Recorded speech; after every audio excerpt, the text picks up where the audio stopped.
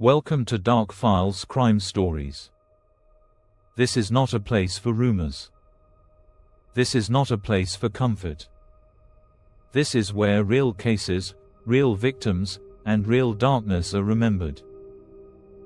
Every story you will hear on this channel is based on verified investigations, court records, and documented evidence. We don't sensationalize. We don't glorify killers. We give a voice to those who lost theirs. If you are fascinated by true crime, psychology, cold cases, and the hidden truths behind humanity's darkest moments, you are in the right place. Subscribe now to Dark Files Crime Stories, turn on notifications, and step inside the files most people are afraid to open. Because some stories should never be forgotten. Early evenings settled gently over the Welsh market town of Machynlleth. The surrounding hills slowly lost their color, dissolving into layers of gray and blue beneath a thin veil of mist. Street lamps flickered on one by one, casting soft reflections onto damp pavement. The air was cool, carrying the scent of rain, earth, and autumn leaves. On the Brynigog housing estate, childhood still echoed through the narrow streets. Bicycle tires whispered across wet asphalt. A football thudded repeatedly against a brick wall. Somewhere nearby, a dog barked impatiently, eager to be let inside. Among the children playing that evening was a small girl with bright eyes and pink ribbons tied into her hair. Her name was April Sue Lynn Jones. She was only 5 years old. April had arrived into the world earlier than expected. Born almost 2 months premature in 2007, she spent her first week surrounded by hospital lights, quiet voices, and the steady rhythm of medical machines. Doctors later diagnosed her with mild cerebral palsy, a condition that affected the left side of her body and made balance, coordination, and walking more difficult.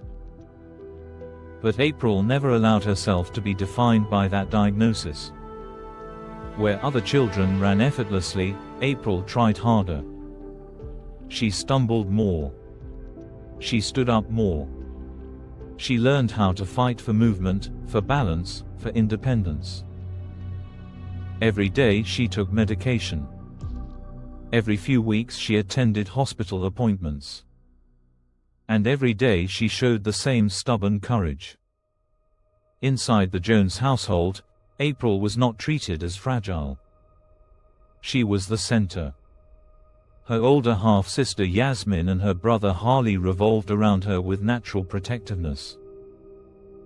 April laughed loudly, hugged tightly, and demanded attention with joyful determination. She loved glitter, loved pink, loved her small bicycle, and loved the feeling, however brief, of keeping pace with the world around her. To neighbors, she was the cheerful little girl with the shy smile that always transformed into giggles. Machynlleth itself was a town where people recognized each other's faces, cars, and routines. It sat quietly in a valley carved by rivers and framed by dense forest. Beautiful. Peaceful. And beneath that calm, unforgiving in its isolation. Children knew which houses were safe. Parents trusted the community. The Brynigog estate felt like an extended living room shared by dozens of families. April's world was small. And it felt safe. On Monday, October 1, 2012, the Jones family followed a routine that felt entirely ordinary. April attended her swimming lesson at the local leisure center. For her parents, it was more than recreation, it was therapy. Strengthening her weaker leg. Building confidence. Teaching her that her body could still carry her forward. Later that evening, Coral and Paul attended a parents' meeting at school. Teachers spoke about April's progress. About her determination. about her bright personality and infectious smile. When the family returned home, the sky was already darkening. The day should have been winding down quietly. Instead, it was about to fracture forever. April asked to go back outside. She had already played for hours, but for a 5-year-old, there is always room for one more game. One more ride. One more moment of freedom. At first, her parents refused. It was late. The light was fading. They wanted her safe inside. April cried. And like so many parents before them, Coral and Paul gave in, but with rules. She could go out only briefly. Only near the house. Only where neighbors she had known her entire life would be nearby. It felt harmless. It felt safe. April ran out the door, back into the estate, and disappeared into the soft darkness of that October evening. Long before that moment, another life had been quietly drifting through the same town. Mark Bridger. Born in Surrey in 1965, Bridger was the son of a police officer and a housewife. His childhood appeared unremarkable. But by adolescence, trouble had already begun to follow him. A firearms conviction. Then theft. Criminal damage. Driving offenses. Assault. He never fully escaped consequence, but he never fully collapsed either. By the time he reached adulthood, Bridger had developed a pattern. He was always starting again. Always reinventing himself. Always rewriting his story. He claimed to be a soldier. A rescuer. A tragic survivor. A hero weighed down by invisible trauma. None of the stories held up. Friends and former partners later described him as a compulsive liar, not simply to hide the truth, but to replace it entirely. His employment history was chaotic. Slaughterhouse worker. Lifeguard. Mechanic. Hotel porter. Welder. Each job came with a different version of Mark Bridger. None of them lasted.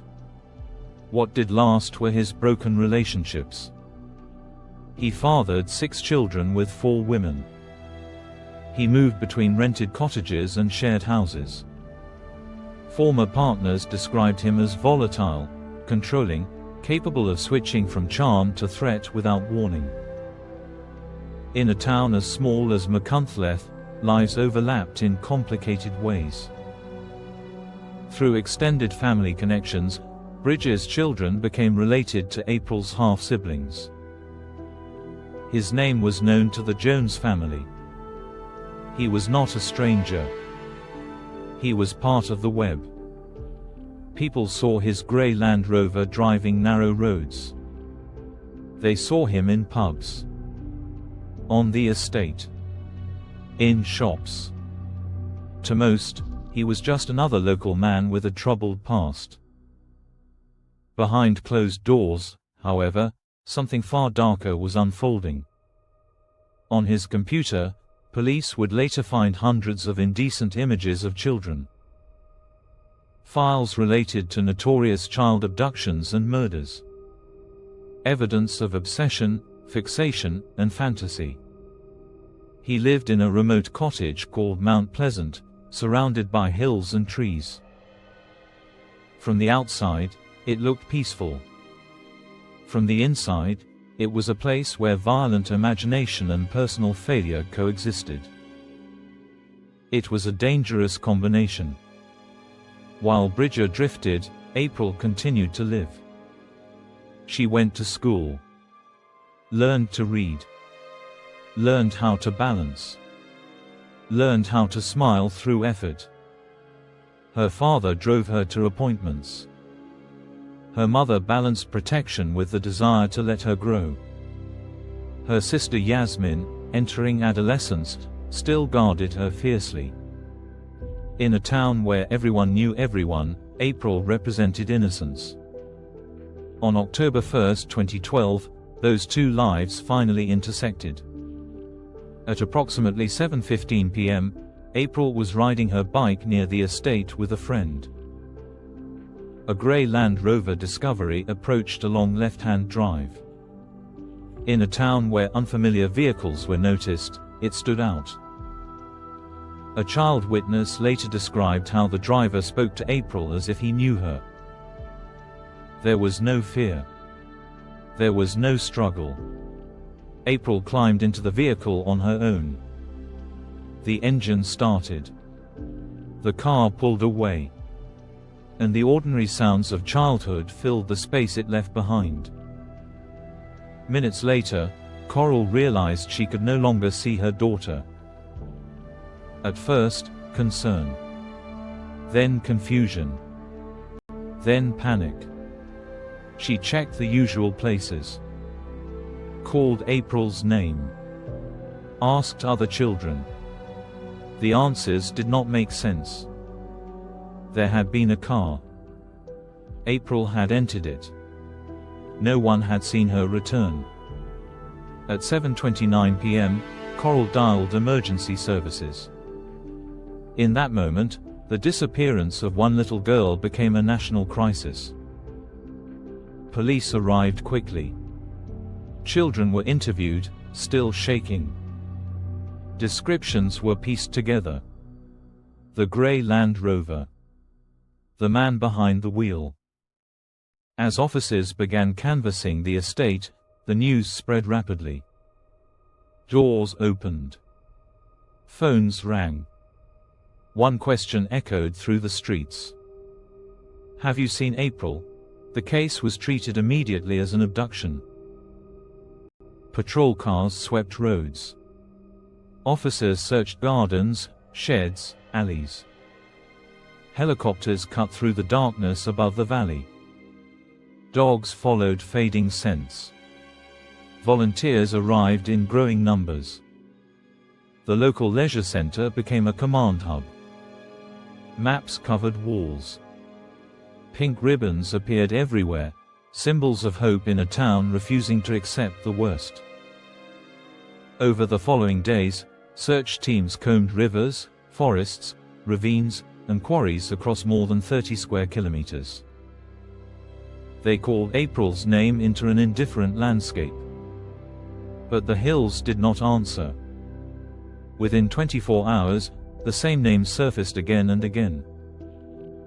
Mark Bridger. His vehicle matched the description. He had been seen nearby. He was known to the families. On October 2nd, police arrested him. Hope still existed. But it was fading. On October 5th, police announced the investigation was now a murder inquiry. The town broke. Attention turned to Bridges' cottage, Mount Pleasant. Inside, officers found signs of frantic cleaning. Heat. Fire. Chemical residue. Forensic teams worked slowly, carefully. They found blood. They found DNA. They found bone fragments in the fireplace. The truth no longer had anywhere to hide. April Jones was gone. And Machynlleth would never be the same. While search teams continued to move across the Welsh landscape, another investigation was unfolding in silence. Inside police laboratories, digital forensic officers began dismantling the private world hidden inside Mark Bridges' computer. What they found was deeply disturbing. Folders filled with indecent images of children. Videos and material documenting famous child abductions and murders. Articles, discussions, and saved content focused on the suffering, vulnerability, and disappearance of minors. The man who sat in interview rooms claiming confusion, memory loss, and emotional collapse had spent years immersing himself in stories built around pain and control. To investigators, the implication was unavoidable. What happened to April was not random. It was not an accident.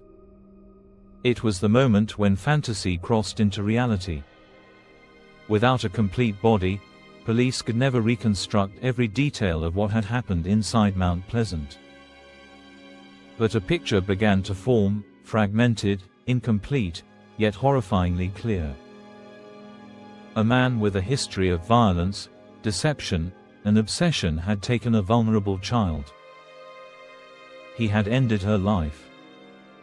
And then, using fire, chemicals, and knowledge of the surrounding terrain, he had attempted to erase her existence.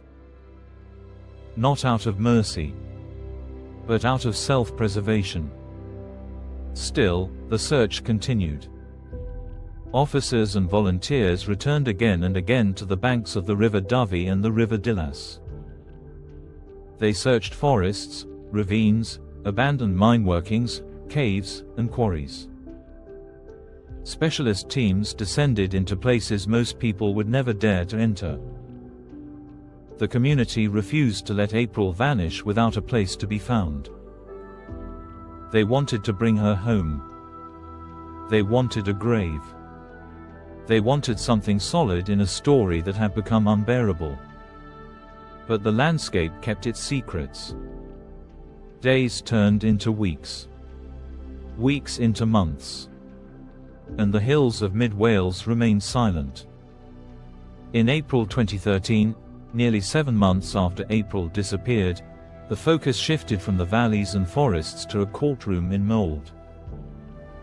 The town that had once stood behind police lines and search tape now watched its tragedy transformed into evidence. Into words. Into argument. Into law. The prosecution laid out the case with careful precision.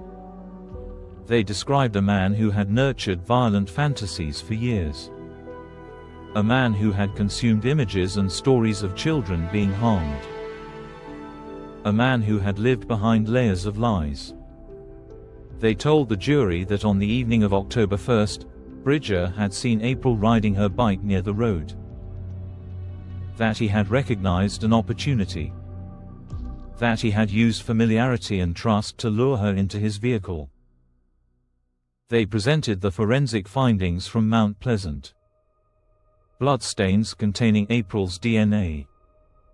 Bone fragments burned in the fireplace. Evidence of extreme heat. Evidence of frantic cleaning. Evidence of destruction. They described the search operation, the largest of its kind in British policing, and the reality that only fragments of April's body had ever been recovered. They placed the digital evidence beside the physical evidence. And they asked the jury to see the pattern. This was not a tragic accident. They said it was the endpoint of a long, hidden obsession. The defense offered a different story. Bridger claimed he had accidentally run April over with his Land Rover while driving near the estate. He said he had been drinking. He said he had panicked. He said he could not remember what he had done afterward. He denied any sexual motive. He presented himself as a broken man overwhelmed by shock. In the witness box, he cried. He spoke of confusion. He spoke of fear. He spoke of regret. But the physical evidence refused to support his words. There were no impact marks consistent with his version. There was no logical reason an accident would lead to burning a body in a fireplace.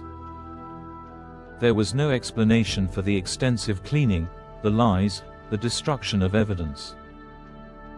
And there was no way to separate his story from the images found on his devices. The jury listened. They watched. They weighed.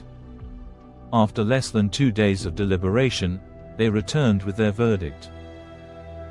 Guilty. Guilty of abducting and murdering April Jones. Guilty of perverting the course of justice. In the dock, Bridger stood silent as the judge delivered a sentence that reflected not only the crime, but the cruelty of withholding the truth. A life sentence. With a whole life order. He would never be released. For April's family, the verdict brought justice, but not peace. There was relief that he could never harm another child. There was pride in how the town had stood together. But there was also a grief without closure. Most of April's body had never been found. And her killer had chosen to keep the final details to himself. Months later, forensic advances allowed the family to hold a funeral. The coffin that traveled through Machynlleth in a glass carriage did not contain an entire child. Only fragments. The town lined the streets. Many wore pink. April's favorite color. Her family walked behind the carriage carrying a grief no language can describe. In the years that followed, April's name became part of national conversations. Her parents and sister campaigned for stronger action against online child exploitation. For tougher sentences. For greater responsibility from technology companies. Her story was invoked in Parliament, in journalism, in activism. Mount Pleasant was eventually bought by the Welsh government and demolished. The place where police believed April died was transformed into a space of remembrance rather than a monument to violence. But inside the Jones family, the consequences ran deeper. Paul's health declined. He died without ever knowing what happened to the rest of his daughter's remains. Yasmin grew up carrying trauma that pushed her towards self-destructive coping before she slowly transformed pain into purpose. For Machynlleth, the case became part of its identity. Children grew up playing in streets that had once been filled with search teams. Pink ribbons faded. But memory remained. At the center of everything remained the image of April Jones. A child who fought her way into the world. Who lived with a disability that never defined her. Who loved swimming lessons, bike rides, and the color pink. A little girl who was allowed one more game outside in a town that felt safe. The legal story ended with a whole life sentence. The human story never truly ended. Because justice can punish. But it cannot restore. And for those who loved April, the sentence that remains is not written in law, it is written in memory. What you have just heard was not fiction. It was a real life. A real loss. A real tragedy. If this story moved you, disturbed you, or made you think, honor the victim by keeping their memory alive.